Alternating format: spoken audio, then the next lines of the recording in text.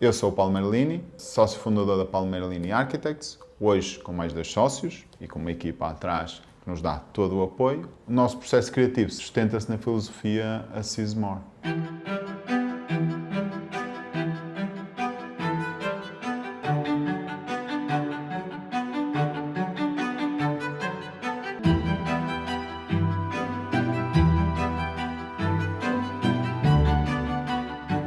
No início, eu sempre quis ser ilustrador, porque eu desenhava obsessivamente.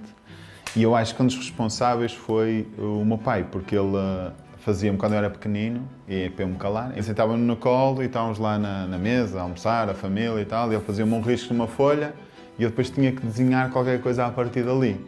E eu lembro-me daquilo com muito carinho e eu fazia aquilo com alguma obsessão.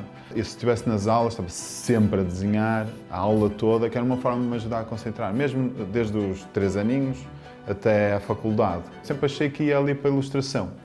Mas no momento em que era para tomar a decisão, eu também tenho um cérebro pragmático. Então eu pensei, ok, eu posso ser ilustrador, mas a saída que eu posso ter pode ser muito limitada, né? Ainda para mais em Portugal, etc. O meu pai também estava dentro do ramo, era promotor imobiliário, foi durante alguns anos.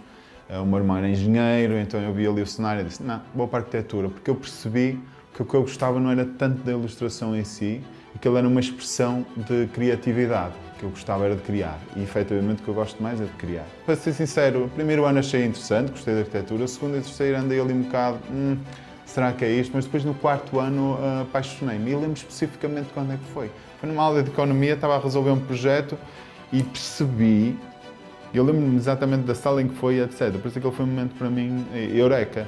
E eu percebi que a beleza da arquitetura é a complexidade dela.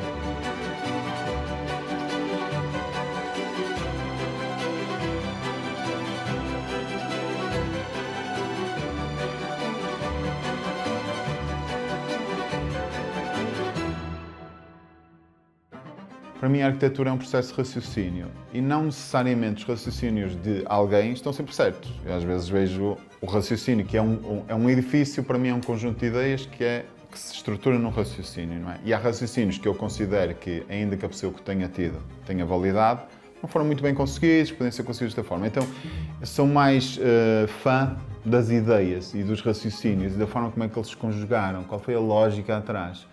Por isso, eu não tenho uma referência, tenho várias. E aprecio, sim, quando a arquitetura não está fechada nela própria. Quando estive no México, surpreendeu-me a mim e aos meus amigos que nós fomos, também são arquitetos, surpreendendo-nos muito a arquitetura mexicana. Principalmente, nós visitamos obras de Barragán, que nem sequer arquiteto era de formação, era pintor, que é incrível, porque é uma coisa muito interessante também. Os Spritzers, muitos dos Spritzers nunca foram arquitetos. E até dos mais relevantes na arquitetura. Mas a forma como ele trabalha a textura e a honestidade da arquitetura mexicana, por acaso, impactou-nos a todos. Posso referir também o Panteão, por causa da forma como a luz entra no espaço e trabalha com a sombra, é realmente impactante.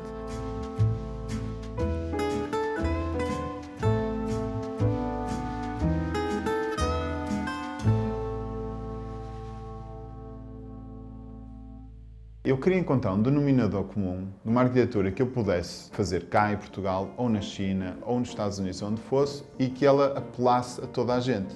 E queria um fio condutor. Então, quando eu chego a esta conclusão, a ideia bio-psicossocial, o psico e social advém muito mais da nossa experiência de vida individual, dos inputs e de todas as experiências que vamos tendo, e eu isso não consigo controlar. Quando eu comecei a desenhar o primeiro edifício de habitação coletiva, fez-me confusão. Eu não sei quem é que vai para lá morar. Como é que eu vou fazer uma arquitetura que eles vão gostar? Que ele começou a fazer... Eu não posso fazer uma arquitetura que eu próprio gosto só, porque isso tem o valor que tem, não é? Vai-me agradar a mim, mas não vou ser eu que vou comprar apartamentos lá.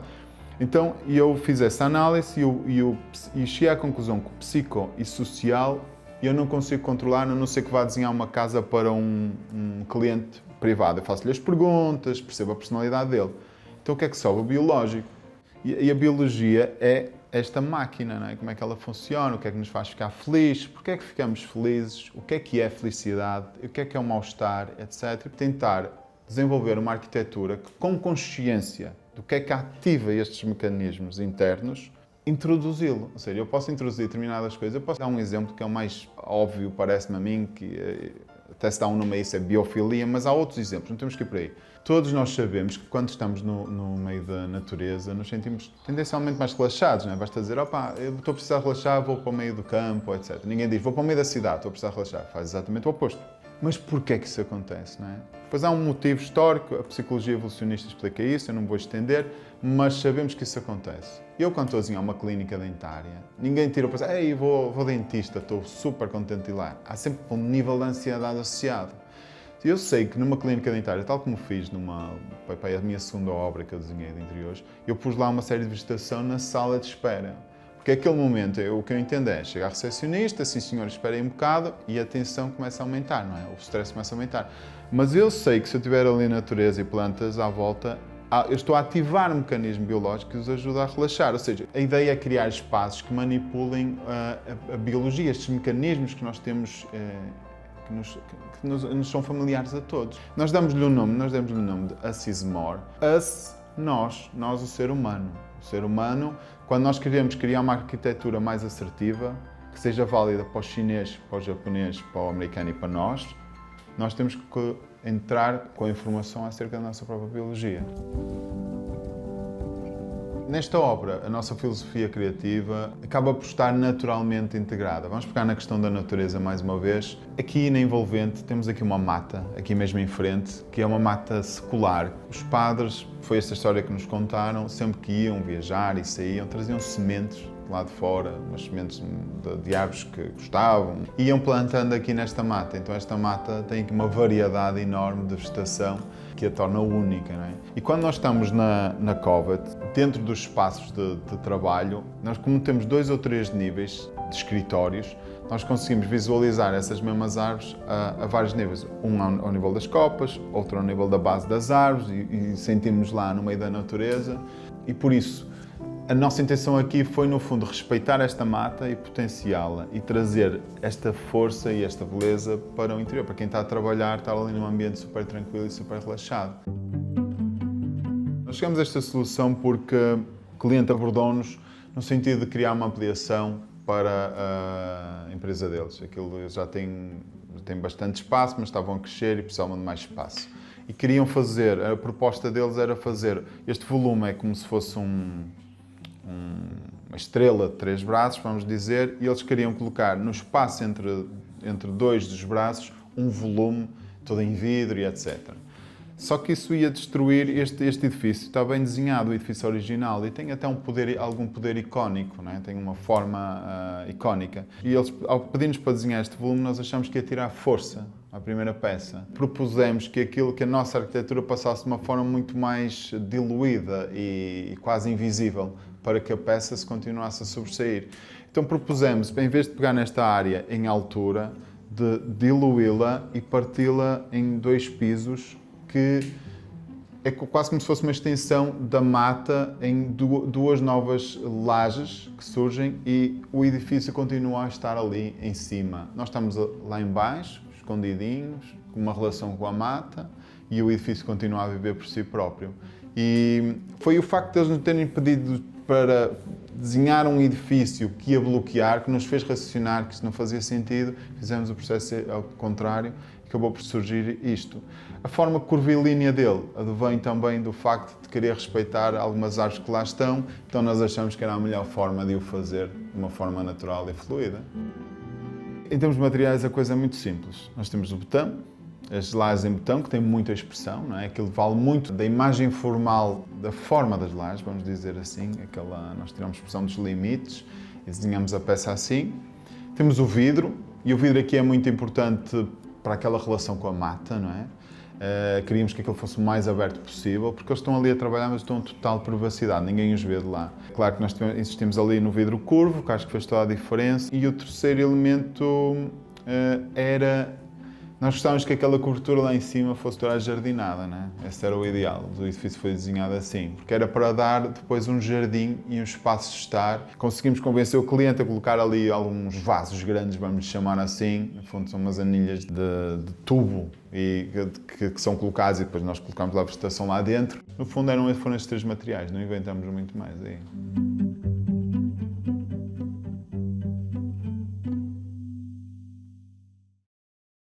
Eu Eu acho que nós nunca nos podemos esquecer que a sustentabilidade parte de três frentes. Não é? Nós agora falamos muito de ambiental, porque ela tem a consciência de que nós estamos a destruir o ambiente, não é assim tão antiga. Ela deve ter aqui a consciência efetiva para uns 60 anos, os buracos de ozono e não sei o quê, e agora nós sabemos que há muitos estudos e temos a consciência dela. Ou seja, ambiental, temos que ter esse, como é óbvio, esse cuidado e etc. Mas também temos a económica e a social. Não é? A sustentabilidade assenta-se nesses 3 pontos. E a boa arquitetura, na verdade, ela tem que dar resposta a estes 3 pontos só de natureza. A sua própria natureza é esta.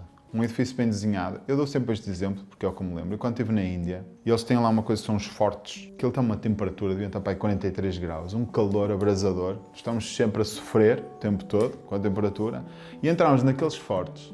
E aquilo era... Eu até podia meter uma camisola se quisesse, porque a forma como o edifício está desenhado, orientado, tem aquelas paredes todas rendilhadas que fazem uma ventilação natural. Depois tem os pontos de água nos sítios que funcionam como ar-condicionado natural. Ou seja, a inteligência que advém da boa arquitetura não necessita de estar a ser artificializada depois com mecanismos e etc. Que eles existem e devem ser utilizados e podem ser utilizados, mas a boa arquitetura, na verdade, já dá resposta a estas 3 coisas. O que me parece importante e nos parece importante a nós é entender que isto efetivamente é que é o importante, de focar nisto, escolher materiais locais, por exemplo, também é uma coisa que está muito na Escola do Porto, é que nos foi ensinado na faculdade. E é nisso que nós nos focamos, em criar uma boa arquitetura, com todas as lógicas que a tornem efetivamente sustentável.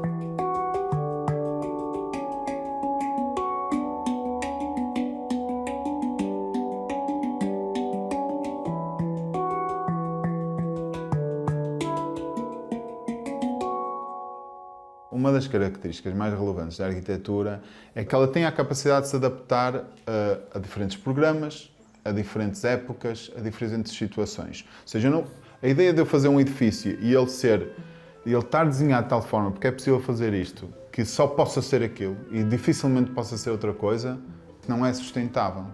Porque a ideia de eu fazer um edifício que custou dinheiro, que teve uma pegada carbónica, etc., e que amanhã possa ser readaptado para uma outra função completamente diferente, isso aí é uma boa forma de trabalhar o presente e o futuro.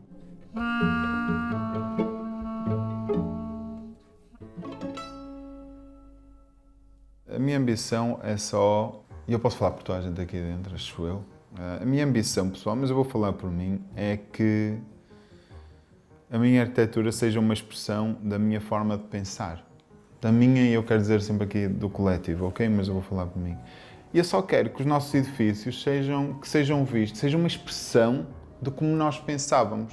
E como nós pensamos é necessariamente um resultado dos tempos em que nós vivemos. Quando é que nós definimos que fase da arquitetura é que foi a boa e que deve ser cristalizada?